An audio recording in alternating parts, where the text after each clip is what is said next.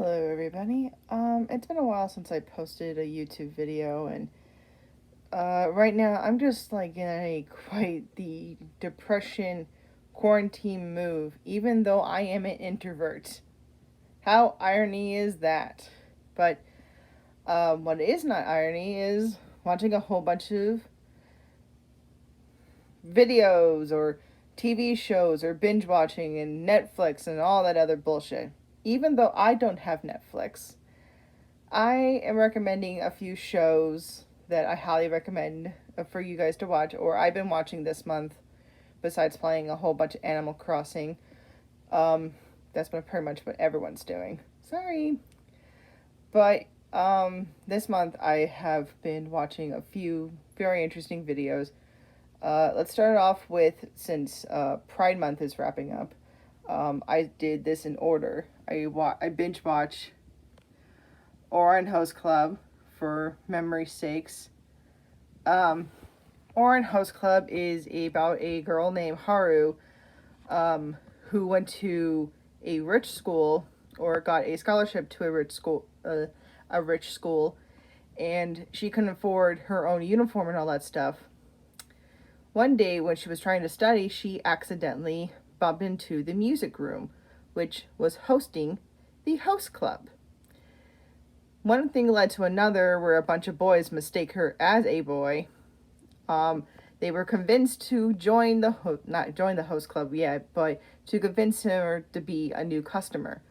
One thing led to another. She broke a vase, and now she has to pay for it by being part of the host club.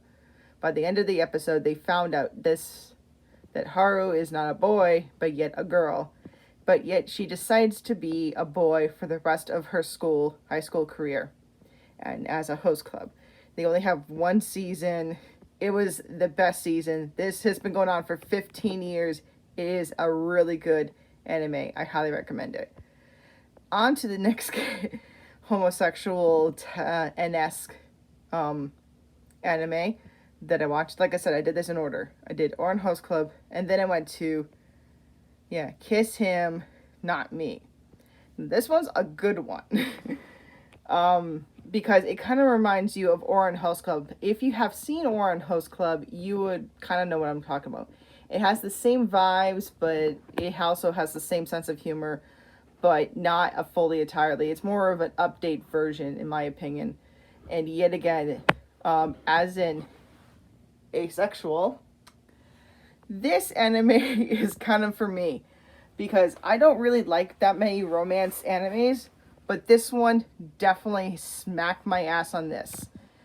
It's about this overweight fat girl, just like yours truly, and she keeps bumping into these four very attractive young men, and she doesn't fall in love with these men. Instead, she ships them.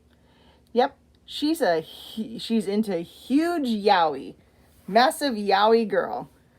This girl, she loves yaoi. One thing gets to another, she also is a big, huge weeaboo, such as yours truly. Wow, this girl is just like yours truly. This is such a weird coincidence. One thing led to another. This girl lost her favorite anime character to death and decides to not go to a school for a week, because her favorite character from that favorite anime died. Sorry, I can't breathe. Anyway, after that whole week of no school, no food, and no eating, suddenly she's right down skinny and high. But yet, she doesn't feel that way. She feels like her sweet, adorable little self. And then suddenly, all the guys that she suddenly got swooned over to is now hitting on her. Not because of her overweight fat looks, but more of her skinny, popular little self. Later on in the series, the guys understand her for who she is, they like her for who she is, and all that stuff. And in between that, there's another character, a fifth one, who is a girl who's also lesbian, who falls in love with this girl as well. And they're fighting over her affection, and I think it's very hilarious. In between that, she still ships the men and all the women, and it's a very good comedy. I highly recommend to check this out if you want a good homosexual wrestling turned comedy. And then finally, with the ending of the gays, we have, also, I forget to pronounce his name, My Hero. No, not this My Hero, this My Hero. And if you want more Todoroki, boy oh boy, yes, the guy who plays Todoroki is in this anime, and he's fantastic. Unfortunately enough, this anime is kind of a little inappropriate. This is a yaoi dub anime, and I'm kind of glad they should do more often some good old homosexual anime dubs, such as like Yuri on Ice and this show right here. Like I said, I think they should dub more. Anywho, of the Chicken Coop, it's quite a drama type anime. I'm gonna lower this down right here. It's a anime that has full drama and full of so much weird stuff, but it's about this young boy who joins a gang, gets out of the gang, meets this new friend of his, found out his new, and actually secretly falls in love with his teacher. There's more to this, but I kind of don't want to give away too much on this show. This show is, I would say, a very good, comedy drama type show. And I thought it would be one way to end my little homo fantasy, whatever, anime. It's a great way to watch. So if you guys want to stream and watch it, go ahead. Also, I got other animes such as Hatalia, My Hero Academia, Yuri on Ice. Oh, Wolves with Children is such a very good movie. I highly recommend it. No spoilers on that one. This one's really, really good. There's Black Butler. But I want to show you the creme de la creme of highly I recommend for you to watch.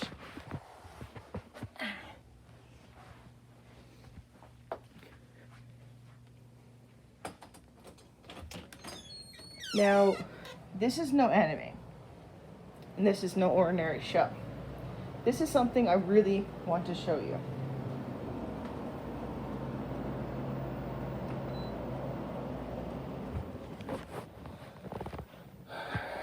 This here, I recommend, very important to watch. Because right now, the situation that we are going through right now, I think this is something to binge watch. And to me, I think it's very important. This baby right here. This is my childhood. This is the Young Indiana Jones Chronicles. I love these. I love this series. There's 3 volumes, and they're truly fantastic. I bought all of these in Amazon. After I binge watch volume 1, I had to instantly buy the other 2. Indiana Jones Chronicles was back in the 90s.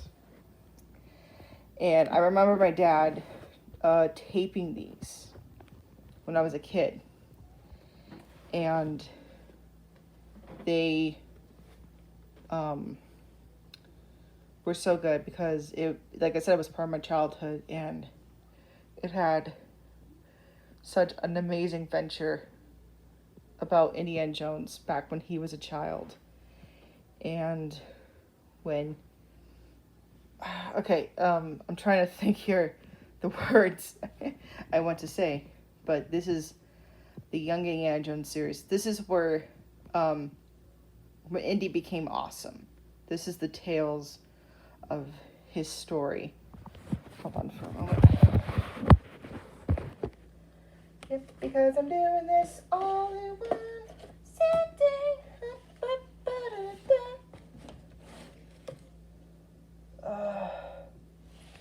Okay. So, crap. It starts off Indy as a young child back when he was 10 years old and travel most of Europe and the world with his father and mother back when she was alive.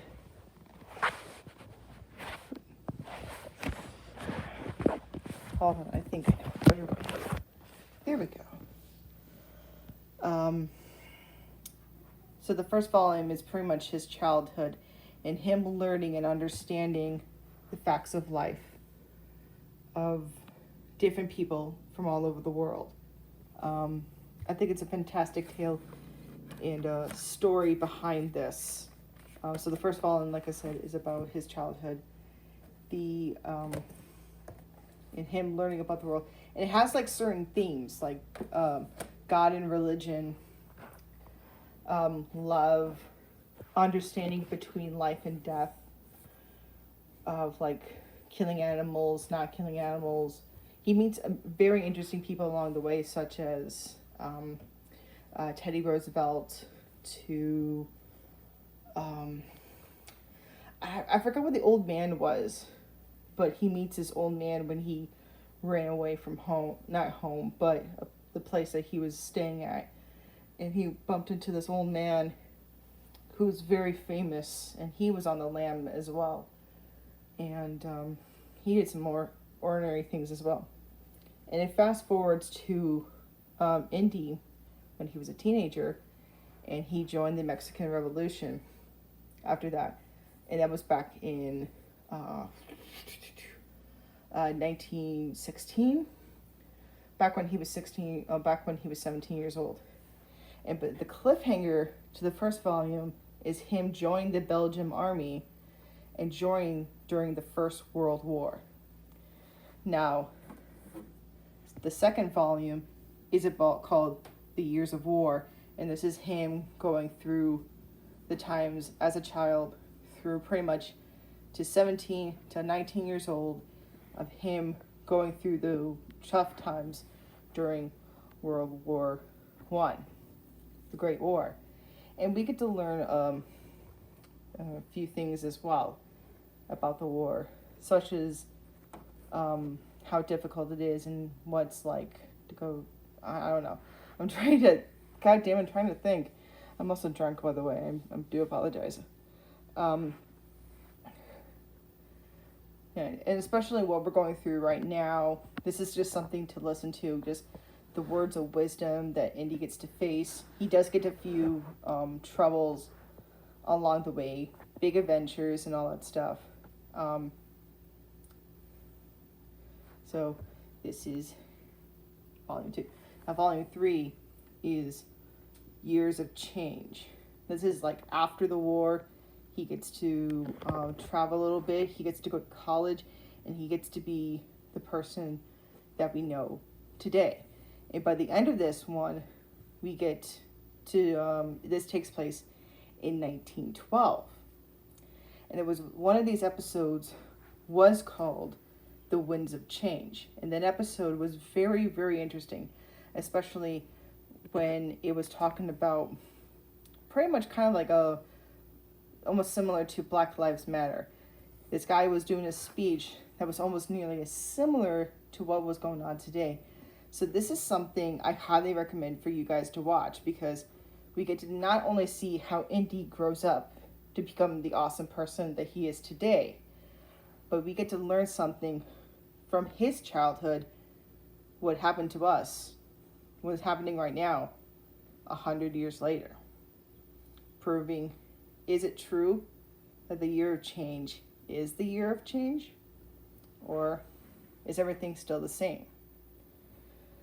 So, this right here, Indiana Jones Chronicles, I highly recommend to watch.